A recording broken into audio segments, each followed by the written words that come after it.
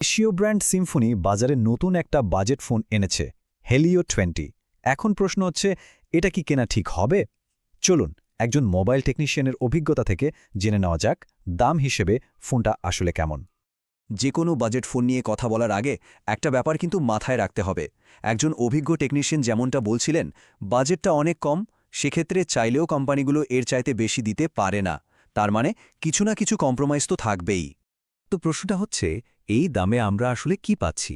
একজন এক্সপার্ট ফোনটা হাতে নিয়ে যা যা দেখেছেন সেই অনুযায়ী হিলিও 20 সুবিধা অসুবিধাগুলো কি চলুন এবার সেটাই এক এক করে দেখে নেই। আচ্ছা, তাহলে শুরু করা যাক ভালো দিকগুলো দিয়ে। মানে এমন কি আছে এই ফোনে যা একে এই বাজেটের মধ্যে বেশ আকর্ষণীয় করে তুলেছে? এই ফোনের অন্যতম বড় আকর্ষণ হচ্ছে এর ব্যাটারিটা। 5000 মিলিঅ্যাম্পিয়ারের একটা বিশাল ব্যাটারি। টেকনিশিয়ানের মতে, যারা চান যে একবার চার্জ দিয়ে ফোনটা সারাদিন চলুক, তাদের জন্য এটা কিন্তু একটা চমৎকার ব্যাপার। আর যেটা সবচেয়ে অবাক করার মতো ব্যাপার, সেটা হলো এই বাজেটে ফোনটাতে কিন্তু 120 হার্টজের রিফ্রেশ রেট দেওয়া হয়েছে। এর ফলে কি হয়, স্ক্রলিং করা বা এমনিতেই ফোনটা ব্যবহার করা অনেক বেশি স্মুথ লাগে। সত্যি বলতে এই দামের ফোনে এটা সাধারণত পাওয়াই যায় না। এছাড়াও আরও কয়েকটা ভালো দিক আছে, যেমন ফোনটার ডিজাইনটা বেশ সুন্দর, সাথে আছে IP54 রেটিং, মানে হালকা ধুলাবালি বা পানির ছিটা থেকে এটা সুরক্ষা দেবে। আর যেহেতু এটা আমাদের দেশীয় ব্র্যান্ড, ওয়ারেন্টি বা সার্ভিসিং নিয়ে খুব একটা ভাবতে হবে না, সুবিধামতোই পাওয়া যাবে। দেখুন, প্রত্যেকটা বাজেট ফোনেরই তো কিছু না কিছু দুর্বলতা থাকেই। এবার তাহলে নজর দেওয়া যাক সিম্ফনি হেলিও 20 সেই দিকগুলোর উপর যেখানে কিছু ঘাটতি রয়ে গেছে বা বলা যায় আপোস করতে হয়েছে। ফোনটার একটা বড় দুর্বল জায়গা হলো এর র্যাম, মাত্র 4 GB র্যাম। এখনকার সময়ে এটা কিন্তু বেশ কম।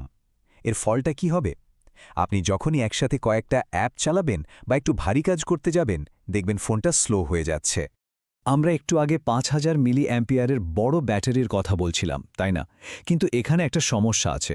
বক্সের চার্জার দেওয়া হয়েছে মাত্র 10 ওয়াটের। এর মানে হলো এই বিশাল ব্যাটারিটা ফুল চার্জ হতে অনেক সময় লেগে যাবে। এটা কিন্তু ব্যবহার করার সময় বেশ অসুবিধার কারণ হতে পারে। এবার আসি পারফরম্যান্সের কথায়। ফোনটাতে ব্যবহার করা হয়েছে ইউনিসক T7250 প্রসেসর। টেকনিশিয়ানের মতে এটাও একটা দুর্বল দিক, কারণ এই বাজেটে এর চেয়ে ভালো প্রসেসর দেওয়া যেত। এর ফলে কিন্তু দৈনন্দিন সাধারণ কাজেও পারফরম্যান্সের একটা ঘাটতি টের পাওয়া যাবে। তাহলে সংক্ষেপে যদি বলি, 4 GB র্যাম, 10 ওয়াটের একটা স্লো চার্জার, মাত্র 64 GB স্টোরেজ আর একটা সাধারণ মানের প্রসেসর, এইগুলোই হলো হেলিও 20-এর প্রধান সীমাবদ্ধতা। এখন আসল প্রশ্নটা হলো, এই কম্প্রোমাইজগুলো মেনে নিয়ে ফোনটা কেনা কি আদৌ যুক্তিসঙ্গত? তো এতগুলো ভালো আর মন্দ দিক দেখার পর এখন সবচেয়ে বড় প্রশ্ন, তাহলে এই ফোনটা কিনবে কে? কাদের জন্য এটা বানানো হয়েছে?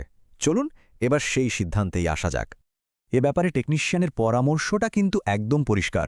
যারা ফোনটা মূলত ইউটিউব দেখা, ফেসবুক চালানো, মানে সাধারণ কাজকর্মের জন্য কিনবেন, অথবা যারা প্রথমবার স্মার্টফোন ব্যবহার করছেন, তাদের জন্য এটা একটা অপশন হতে পারে। কিন্তু যারা গেম খেলতে চান বা ভারী মাল্টিটাস্কিং করেন, যাদের ভালো পারফরম্যান্স দরকার, তাদের জন্য এই ফোনটা না কেনাই ভালো।